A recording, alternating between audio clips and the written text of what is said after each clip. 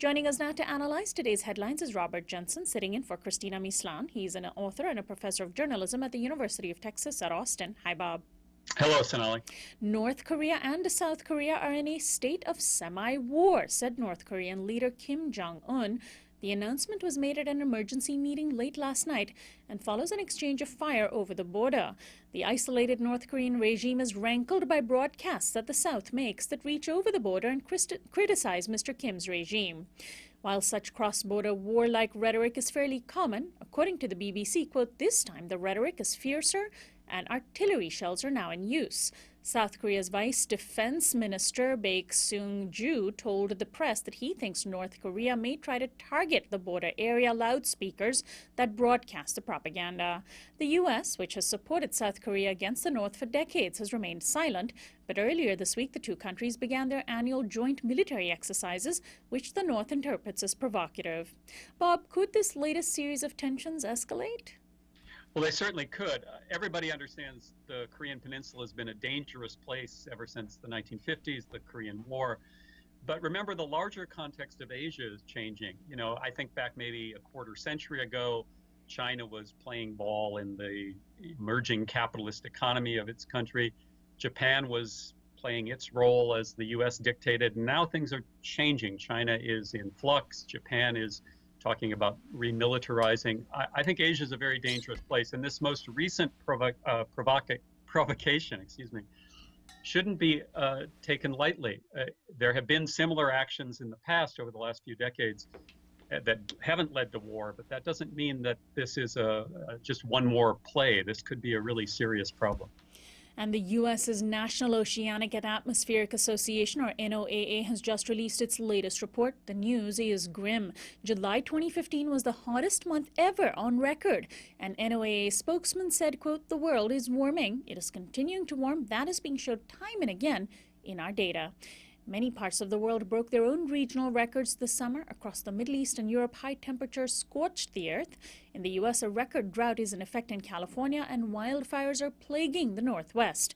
The NOAA report follows a July study by the American Meteorological Society that concluded 2014 was on average the hottest year to be recorded. That record will likely be broken by temperatures in 2015. Bob, there's no doubting the numbers, is there? The real question, though, I think is, do enough people believe this data to push for global change to our fossil fuel-based world? Well, this is ridiculous. We had rain here in Austin yesterday, and it's unseasonably cool today. I don't know why people are saying this thing. You know, in some ways, every time there's one of these announcements, hottest on record, I'm rather disappointed because when we focus on weather, of course, we know we're not paying attention to climate unless we're putting it in the context of climate change, of historical patterns, which you're doing. But it's too easy, I think, for people to look outside and find the evidence they want that it's not as bad as it seems. We've got climate change denial in conservative circles where they ignore the data. But we also have a kind of climate change denial in liberal circles where we ignore the implications of the data and the fact that we are looking at massive social change.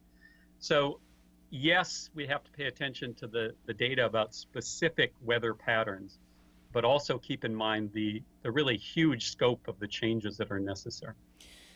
And finally, the renowned Spanish judge Baltasar Garzón has announced he intends to go after corporate and environmental crimes that he considers crimes against humanity. Garzón and others will attend an international conference in Buenos Aires, Argentina, next month, where he will begin the legal effort.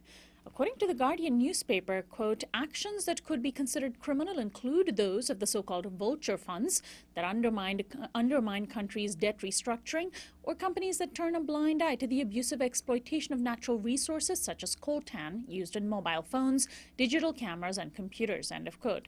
It is likely he will face much opposition to this approach. Still, activists around the world are lauding his efforts. Bob, how important are such efforts as Baltasar Garzón, basically going after things legally? Well, they're important for a couple of reasons. One, let's remember there are international courts that are supposed to deal with. There's what's called the World Court, the International Court of Justice. And of course, there's the International Criminal Court. Now, the U.S. ignores the former and never joined the latter. And that tells you a lot about why those institutions are ineffective. They're tools of states. And so this concept of what's called universal jurisdiction, the idea that cases can be brought from any country that believes there's a basis for the scope of this crime internationally is really important, but it's also due to the failure of the system we have investing sovereignty in states. So I don't think it's a cure-all to the problem, but anything that gives people new tools to approach these questions is important. We still have to push states to behave more responsibly, and this may be one of the ways we can do that.